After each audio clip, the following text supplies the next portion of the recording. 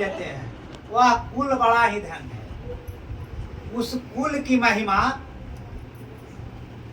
सुना करके, बता करके अंत नहीं किया जा सकता है। ये कह रहे हैं भगवान शंकर। श्रोता है माता, और श्रोता कोई ऐसा वैसा है क्या? श्रोता का भी पहुंच उतना ही है जितनी पहुंच वक्ता की। और जब वक्ता और श्रोता दोनों सम होते हैं ना, तब बात को समझने में देर नहीं लगती है। और जहां विषम होते हैं तो कहते हैं वक्ता कह गए और श्रोता बह गए। वो कह दिए और ये सुन करके भी कुछ नहीं समझ पाए। इसलिए दोनों के भी तारतम्य होना चाहिए। वक्ता क्या कह रहे हैं, कैसे कह रहे हैं, क्यों कह रहे हैं, इसको मन पूर्वक, मनोयोग पूर्वक सुनना चाहिए, तब बातें समझ में आती है। भगवान शंकर कह रहे हैं कि वह धन्य है कुल जिसमें हरि भक्ति होती है और जिसमें हरि भक्त होते हैं। और विषय भी यही है, संत की महिमा, साधु की महिमा। तो संत की महिमा क्यों है? तो यह भी कहते हैं कि राम कथा के तेई अधिकारी, और जिन्हें सत्संगति अति प्यारी। कहते हैं कि जो सत्संग का अधिकारी वही होगा। राम कथा मतलब सत्संग। सत्संग का अधिकारी वही होगा जो संतों के संग करेगा। जो संत का संग नहीं करेंगे वो सत्संग के अधिकारी नहीं हैं। आज तो कथा बहुत होती है, कृष्ण कथा, राम कथा, शिव कथा, देवी कथा, भागवत कथा, बहुत कथाएं होती है। और भगवान शंकर अपने से करते ही अधिकारी। लेकिन जो कह रहे हैं, क्या वह संत हैं, क्या वह साधु हैं, क्या वो सतजन हैं? जो खुद सत्य पर चले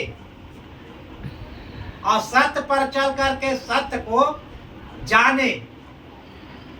गुरु महाराज जब घर द्वार परिवार छोड़ करके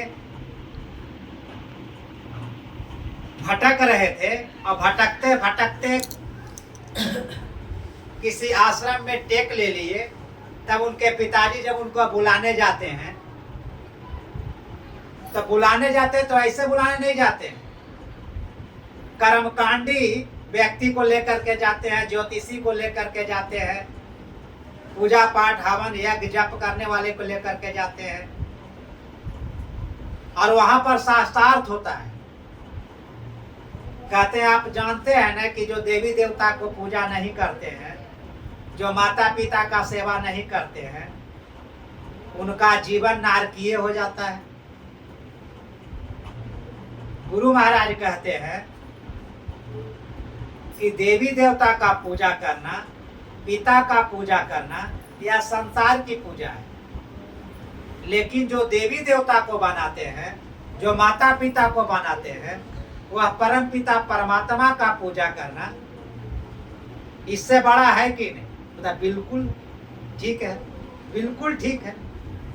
अब गुरु महाराज के पिताजी कहते हैं, आप कहते हैं वो भी ठीक है और वो कहता है वो भी ठीक है, तो आखिर ठीक क्या है? तो कहता है ठीक है, ऋषि परंपरा से ज्योतिषी है, तो ज्योतिषी परंपरा में सारे देवता पूज्य हैं। और जो ऋषि ऋण को नहीं चुकाया तो उसे बहुत बड़ा हानि होता है, उसे नरकों में वास होता है, उसका किया हुआ कर्म सब व्यर्थ में चला जाता है।